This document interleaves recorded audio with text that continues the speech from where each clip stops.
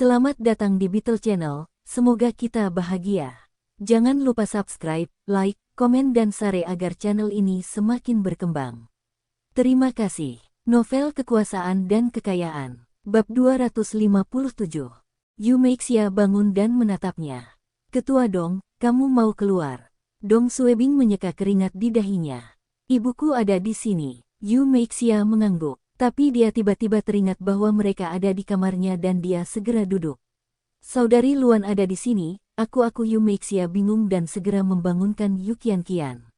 Bangun dan berpakaian. Yu Meixia tahu Sister Luan tidak boleh melihat mereka bertiga di ranjang yang sama. Dering-dering telepon Dong Suebing berdering. Dong Suebing tidak menjawab dan keluar kamar. Bu, pantas saja saya merasa nomor ini familiar. Luan Xiaoping, yang berada di kamar tidur utama, memandang putranya dan menutup telepon. Kupikir kamu tidak ada di rumah.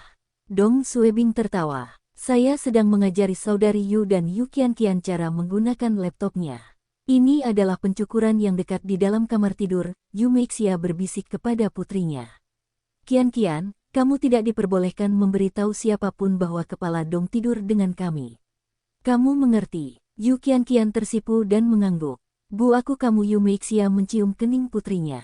Kepala Dong memperlakukan kami sebagai anggota keluarga. Jangan biarkan pikiranmu menjadi liar. Yu Qianqian mengangguk. Setelah menarik napas dalam-dalam, Yu Meixia keluar dari kamar tidur. Wajahnya pucat, dan dia berkata, Saudari Luan, kamu di sini. Teh apa yang kamu mau? Saya akan menyiapkannya sekarang. Luan Xiaoping tertawa. Tidak apa-apa. Aku akan pergi sebentar lagi. Dong Suebing bertanya, kamu baru saja tiba, dan kamu akan pergi. Menginaplah untuk makan malam dulu. Novuro L1N menjadi tuan rumah rilis perdana bab ini. Kamu harus ikut denganku. Luan Xiaoping berkata lembut, aku ingin kamu datang ke asrama sekolah menengah pertama.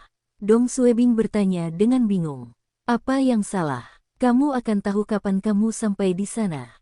Dari ekspresi Luan Xiaoping, Dong Suebing tahu ini masalah serius. Dia menoleh ke Yu Meixia. Xiao Yu, jangan tunggu Xiao Bing. Kalian berdua makan malam sendirian malam ini. Dia akan makan malam di tempatku. Yu Meixia mengangguk. Ya, tolong hati-hati. Luan Xiaoping menyukai Yu Meixia, dan dia menepuk tangannya. Aku mendengar tentang suamimu dari Xiao Bing. Penculikanmu juga dilakukan oleh orang-orang dari Jin Dimension. Orang-orang itu keterlaluan. Jangan khawatir, Xiao Bing akan membantumu. Mata Yu Meixia memerah dan menjawab dengan lembut. Meskipun kepala Dong tidak mengatakan apapun, saya tahu saya telah menciptakan masalah untuknya. Salah satu tetangga di sini memberitahu saya bahwa para petinggi telah memberikan banyak tekanan kepada kepala Dong. Jika tidak memungkinkan, lupakan saja. Saya tidak akan melanjutkan masalah ini, kata Dong Suebing. Karena aku sudah berjanji padamu, aku akan melakukan yang terbaik. Tekanan dari para petinggi bukanlah apa-apa. Dong Suebing menjawab dengan santai, tapi Yu Meixia tahu dia berada di bawah tekanan yang luar biasa.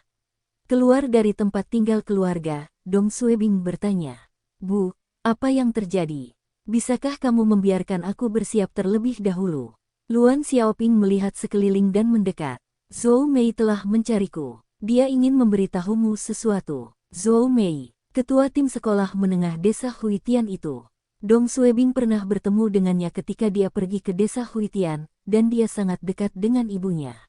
Namun ada rumor bahwa dia telah diperkosa oleh Direktur Kementerian Pendidikan Yu Zhengzi, dan dia mendapat promosi karena kejadian ini. Dia di sini untuk mencariku. Tempat tinggal keluarga sekolah menengah pertama county. Luan Xiaoping membukakan pintu untuk Dong Suebing dan berkata, Guru Zhou ingin berbicara denganmu secara pribadi. Saya akan pergi dan membeli beberapa bahan makanan sekarang. Dong Suebing mengangguk dan menutup pintu setelah ibunya pergi. Pintu kamar tidur terbuka, dan Zhou Mei, berusia awal 40-an, keluar. Dia sepertinya baru saja bangun, dan dia melihat ke arah Dong Suebing. Dia menyisir rambutnya dan memaksakan senyum. Kepala Dong Suebing mengangguk. Saudari Zhou, apa yang ingin kamu katakan padaku? Anda ingin mengajukan laporan. Zhou Mei menghela nafas. Saya tidak membuat laporan apapun. Saya hanya ingin memberikan beberapa informasi untuk Anda. Dong Suebing bertanya. Informasi apa? Zhou Mei dan Dong Suebing duduk di sofa, dan dia menghela nafas.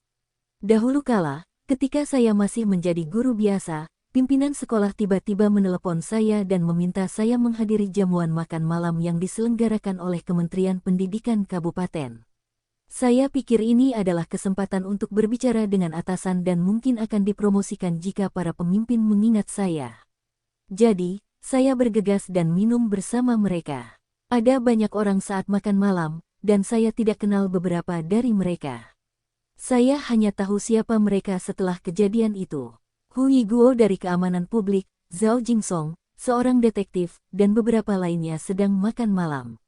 Masih ada seorang pemuda yang diperlakukan dengan hormat oleh para pemimpin.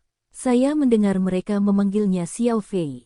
Dong Suebing mengerutkan kening. Qian Fei, Kepala Departemen Publisitas Kabupaten, putra Direktur Qian. Zhou Mei menunduk. Saya kira demikian. Saya adalah satu-satunya wanita di meja itu dan saat makan malam, beberapa dari mereka memegangi saya. Saya tahu mereka semua adalah pejabat tinggi pemerintah dan tidak berani mengatakan apapun. Saya berpura-pura tidak terjadi apa-apa dan terus minum bersama mereka. Setelah itu, mereka memaksa saya minum dan membuat saya mabuk. Saya tidak ingat berapa banyak saya minum hari itu dan ketika saya bangun, air mata Zhou Mei mulai mengalir. Dong Suebing memberikan serbet kertas padanya.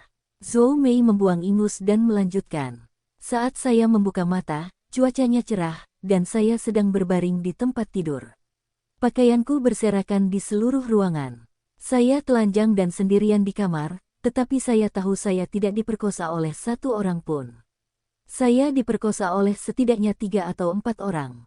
Dong Suebing mengerutkan kening. Apakah kamu tertidur ketika itu terjadi? Apakah kamu melihat seseorang? Zhou Mei menggelengkan kepalanya. Saya pingsan karena alkohol. Tapi di tubuhku dan bagian pribadiku ada banyak seorang pria tidak bisa memiliki volume sebanyak itu. Setelah itu, Yu Zhengzi menelepon saya dan memberitahu saya bahwa dia mempromosikan saya menjadi pemimpin tim untuk tingkat yang saya ajar. Saya tahu apa yang sedang terjadi. Bagi mereka, ini adalah transaksi. Saya memberi mereka tubuh saya sebagai imbalan atas promosi. Saya tahu tidak ada gunanya melapor ke polisi karena Kepala Hu dan Kepala Zhao mungkin salah satu dari mereka yang juga memperkosa saya malam itu. Apalagi saya sudah menikah dan masih punya anak. Bagaimana saya bisa memberitahu orang lain tentang hal ini? Aku akan mempermalukan suami dan anak-anakku. Dong Suebing bertanya, mengapa kamu memberitahuku ini? Zhou Mei menyeka air matanya. Saya mendengar dari Guru Luan bahwa Anda akan berurusan dengan Jin Dimension, dan saya khawatir Anda tidak mengetahui dukungannya. Itu sebabnya aku perlu memberitahumu ini. Orang-orang yang saya sebutkan semuanya terkait dengan Jin Dimension karena saya terbangun di suite terbaik Jin Dimension hari itu. Dong Suebing sangat marah. Zhou Mei tersenyum pahit. Saya telah menyimpan rahasia ini di hati saya selama ini. Sekarang, aku merasa lebih baik setelah memberitahumu ini. Ketua Dong, saya harap apa yang saya katakan bermanfaat ketika Anda berurusan dengan Jin Dimension. Kenapa Jin Dimension lagi? Kenapa kelompok ini lagi? Dong Suebing menggedor meja dan bertekad untuk menyingkirkan Jin Dimension dan orang-orang di belakangnya. Sekitar belasan hari kemudian, ini hampir musim panas, dan cuaca semakin hangat. Dong Suebing telah mengumpulkan kembali selama 23 menit. Karena dia hanya menggunakan bag beberapa detik setiap kali, dia hanya dapat memperkirakan secara kasar waktu yang tersisa. Di malam hari, setelah dia kembali ke rumah, dia mulai memikirkan rencananya. Beberapa hari telah berlalu, dan Jin Dimension harus menurunkan kewaspadaan mereka. Jadi, Dong Suebing menelepon Chu Feng dan memintanya untuk meminta seseorang yang dapat dipercaya untuk menyusup ke Jin Dimension untuk melihat apakah mereka telah membuka kembali kasino dan mencari tahu bagaimana situasi di sana. Dong Suebing akan pindah. Setelah makan malam, Yu Qianqian mengerjakan beberapa pekerjaan rumah yang membutuhkan bantuan dari Dong Suebing, dan Dong Suebing masuk ke kamarnya untuk mengajarinya. Ding dong, seseorang membunyikan bel pintu. Dong Suebing bisa mendengar Yu Meixia bertanya, "Siapa yang kamu cari? Apakah Suebing ada di rumah?" Itu suara seorang wanita. "Oh, Ketua Dong ada di rumah." Silakan masuk, saya akan menyiapkan teh sekarang. Saudari, kami akan membantu diri kami sendiri. Kali ini suara laki-laki. Setelah beberapa hari, Yumeixia telah mengetahui siapa yang harus ditolak masuk dan siapa yang boleh masuk. Jika pengunjung tersebut memegang hadiah dan berbicara dengan sopan ketika dia menanyakan kepala Dong, Yumeixia akan berusaha menghentikannya. Bahkan saat Dong Suebing ada di rumah, dia akan mengatakan dia tidak ada. Jika pengunjung tidak membawa hadiah apapun dan berbicara secara terbuka, dia akan mengizinkannya masuk. Jika kepala Dong tidak ada di rumah, dia akan menanyakan namanya. Kedua pengunjung ini memanggil kepala Dong sebagai Suebing secara langsung, dan Yumeixia tidak berani menghentikan mereka di depan pintu. Dong Suebing, yang masih berada di kamar tidur, tidak tahu siapa pengunjungnya. Qian, kamu berlatih sendiri. Aku akan keluar sebentar. Yu Qian mengangguk. Kakak, pergilah dan lakukan pekerjaanmu. Saya bisa mengerjakan pertanyaan berikutnya sendiri. Anak yang baik. Dong Suebing menepuk kepala Yu Qian dan meninggalkan ruangan. Di luar, Yumeixia membawa pria dan wanita itu ke sofa. Mereka berusia sekitar 26 atau 27 tahun, dan pria itu berpenampilan biasa saja. Wanita itu terlihat di atas rata-rata, tapi dia tidak dianggap cantik. Wanita itu melihat Dong Suebing berjalan keluar, dan dia tersenyum. Suebing. Dong Suebing merasa wanita itu tampak familiar tetapi tidak dapat mengingat siapa dia. Anda, kata wanita itu. Saya Luan Ying. Ini Chen Daking. Dong Suebing menamparkan keningnya. Kamu adalah sepupuku yang lebih tua. Aku tidak bisa mengenalimu. Kamu menjadi sangat cantik sekarang. Wanita itu tertawa. Kamu juga terlihat lebih baik sekarang. Saya mungkin tidak mengenali Anda jika saya bertemu Anda di jalan. Kamu adalah sepupu iparku. Dong Suebing mengulurkan tangannya untuk berjabat tangan. Saat aku kembali ke Yantai, ku dengar kalian berdua bekerja di kota. Kalian berdua kembali. Chen Daking menjabat tangan Dong Suebing. Kami baru saja mendaftarkan pernikahan kami, dan kami kembali untuk mengadakan upacara pernikahan kami. Dong Suebing ingat ibunya memberitahunya beberapa hari yang lalu. Oh, selamat. Silahkan duduk. Saudari Yu, bawakan buah-buahan. Bawakan sekotak rokok juga. Luan Ying adalah putri paman Dong Suebing. Dia telah bekerja di kota, dan terakhir kali Dong Suebing bertemu dengannya beberapa tahun yang lalu. Meskipun Dong Suebing tidak bahagia dengan pamannya dan istri pamannya karena ayahnya, hal itu tidak ada hubungannya dengan Luan Ying. Bersambung, terima kasih telah menyaksikan dan mendukung channel ini.